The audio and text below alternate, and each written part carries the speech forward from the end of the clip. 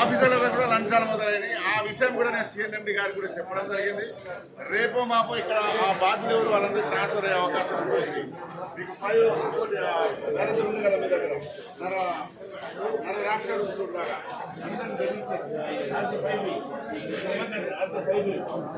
Manager Pathak అని ఉండే అతను కూడా బాగా సతాయించి దాని మీద కూడా కొంత చెప్పుకుంటారు. మేము చెప్పుకోం సీరియస్ గా కార్మికులు సతాయిస్తానికి ఏంటంటే మన యాక్సిడెంట్ జరుగుతున్నాయి.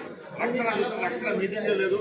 సేఫ్టీ మీటింగ్ లో గతంలో ఏముందంటే రక్షణ కొరకు సేఫ్టీ మీటింగ్ ఎందుకున్నది?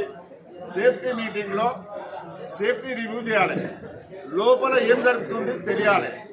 అది పోయింది, పక్కకు పోయింది. మేము గెలిచినప్పుడు 2 ఏరియాలో కూడా గెలిచినప్పుడు సేఫ్టీ మీటింగ్ లో బ్రహ్మాండంగా సమస్యలు పరిష్కారం చేయడానికి మేము ప్రయత్నం చేసేది.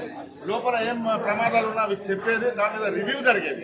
కానీ ఇవాళ ఆంధ్ర సేఫ్టీ కమిటీలో మేము coal cutter, senior coal cutter, senior mining Sardar, senior timber men, ఇటువంటి వాళ్ళ ఎలక్ట్రీషియన్, ఫిట్టర్, అటువంటి వాళ్ళకు ఓవర్ మెన్, అటువంటి వాళ్ళకు సేఫ్టీ కమిటీలో పెట్టేది.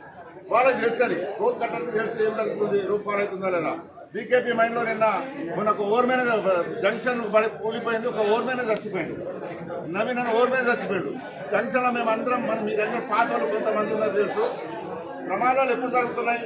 షిఫ్ట్ ఎండింగ్లో జరుగుతుంది. 2 గంటల తర్వాత 3:30 లోపల కొన్ని జంక్షన్లు ఫాల్ అవుతున్నాయి. అది ఎందుకు ఫాల్ అవుతున్నాయంటే ఈ 8 గంటలు కదలికలు ఉంటాయి, డ్రిల్లింగ్ ఉంటుంది, బ్లాస్టింగ్స్ ఉంటాయి. ఆ రోప్ కొద్దిగా మెల్లమెల్లగా కింద పడిపోయి ఆ టైంలో మనుషులు ఎవరు ఉంటలేరు కాబట్టి జరుగుతుంది. దాన్ని ఏం చేయాలి? పిల్లర్స్ కట్టాలి. చాక్స్ తోటి పిల్లర్స్ అది కట్టలేదు. జంక్షన్ 5 ఉన్నది. ఆ టైంలో షిఫ్ట్ మార్చి 3 గంటలకు 6 గంటలు 7 గంటలకు ఉన్న డ్యూటీని 9 గంటలకని మార్చి ఆ టైంలో మనుషులు రిటర్న్ చేసి 4 ప్రాణాలు కాపాడి ఆ ఊళ్ళో చచ్చిపోయారు. దీనికి సీరియస్ సేఫ్టీ సరిగ్గా రివ్యూ కాకపోవడం వల్ల జరిగింది. ఇవాళ సేఫ్టీ కమిటీలో ఎవరు ఉన్నారంటే మస్టర్బడి ఇంటికి దుబ్బపెట్టే వాళ్ళు సేఫ్టీ కమిటీ మెంబర్ ఎవరు ఉండాలి? సీనియర్ మోస్ట్ కార్మికుడు ఉండాలి. బస్సు కట్టాలి. తప్పుడు వస్తే ఆ పిల్లర్స్ కడితే ఏంటంటే అది బరువుకు ఏమవుతుంది, పిల్లర్స్ కట్టే చాక్స్ ఏమో ఇరిగిపోయినప్పుడు అక్కడ ఇక్కడ ప్రమాదం ఉంది, బరువు పెరుగుతుంది. కానీ రివ్యూ చేసే అవకాశం ఉంది. అవకాశం లేకుండా ఎస్డిఎల్ సప్పుడు ఉన్నది, పక్కన ఓపెన్ కాస్ట్ బ్లాస్టింగ్ ఉంది. ఈ కదలికలతోటి ప్రమాదాలు జరుగుతున్నాయి. ప్రమాదాల మీద రివ్యూ లేదు. ఇటువంటి అన్ని జరుగుతున్నాయి. వాటి మీద కూడా మనం సీరియస్గానే తీసుకుంటున్నాం. మొన్న కూడా మంచిగా మేనేజ్మెంట్ మీద ఒత్తిడి తీసుకొచ్చాం. కొంతమంది మన ఓవర్మెన్ కొత్త పిల్లాడు ₹1 కోటి కంపన్సేషన్ ఇవ్వాల్సిందే. ఎందుకంటే అది డిమాండ్ చేయాలి.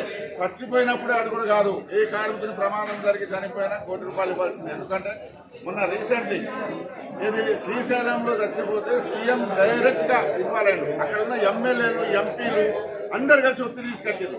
కానీ ఇక్కడ ఎమ్మెల్యేలు, ఎంపీలు ఓట్లు దండుకోవడానికి వస్తుంది తప్ప కార్మికులు ప్రమాదం ఉన్నప్పుడు ఒక ఎమ్మెల్యే రాడు, ఒక ఎంపీ రాడు. ఇలా కార్మికుల సంఘటన చెప్పండి అని అడిగే దమ్ము ధైర్యం కూడా ఇక్కడ ఎమ్మెల్యేలు, ఎంపీలకు లేదు. అడుక్కొదొప్పడానికి ఇక్కడికి వస్తారు కానీ కార్మికులైనా అండగడ్డలు పడరు. ఆనాడు కాంట్రాక్ట్ లేబర్స్ 4 బ్లాస్ట్ చచ్చిపోతే ఎవరు రాలేదు. మేము గట్టిగా అక్కడ నిలబడి ₹1 కోటి ఇవ్వాలంటే దాడి చేయడానికి వచ్చిన ఆయన కూడా ₹40 లక్షల కాంట్రాక్ట్ వర్కర్స్ కి OCP 1లో ఇప్పించిన ఘనత HMS. మేము గెలుపు ఓటమి పక్కన పెట్టి కార్మికులు ఎక్కడ ఆపద ఉన్నా ఆదుకోవడానికి మేము ప్రయత్నం చేస్తాం. అందులో భాగంగానే ఇవాళ 26 సమ్మెను విజయవంతం చేయాల్సిన అవసరం ఎంతైనా ఉందని వాల్ పోస్టర్ రిలీజ్ చేస్తున్నాము.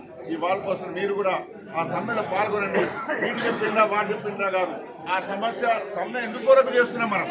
సమ్మె వలన ఏమున్నది? ఇవాళ భవిష్యత్తు కార్యక్రమాల గురించి ప్రైవేట్ కంపెనీలు సింగరేణిలో సమ్మె జరిగితే ప్రైవేట్ లో రాడు, మొక్కుబాయిలో కూడా వాళ్ళు దిగుతారు. ఇప్పుడు వాళ్ళు ఉన్నది చేత కానితనంతో టింబర్ మీద ప్రమోషన్ రావాల్సింది. టింబర్ మీద చేయాల్సిన పనులు రూప్ హోల్డర్ అని ప్రైవేట్ వాళ్ళు తీసుకొచ్చి వాళ్ళతో చేస్తాను. నీకు ఇంకా ప్రమోషన్ ఎక్కడ వస్తుంది? మనకి ఇంకా కొత్త అపార్ట్మెంట్ ఎక్కడ ఉంటుంది? లైన్ మెన్లను తీసుకొచ్చిండు. రకరకాల మెల్లమెల్లగా తీసుకొచ్చి ప్రయత్నం చేస్తున్నాం. దాన్ని అడ్డుకోవడానికి మనం సమ్మె విజయవంతం చేయాల్సిన అవసరం ఎంతైతే తెలియబడుతూ ఈ అవకాశం ఇచ్చిన మీ అందరికీ ధన్యవాదాలు తెలుపు.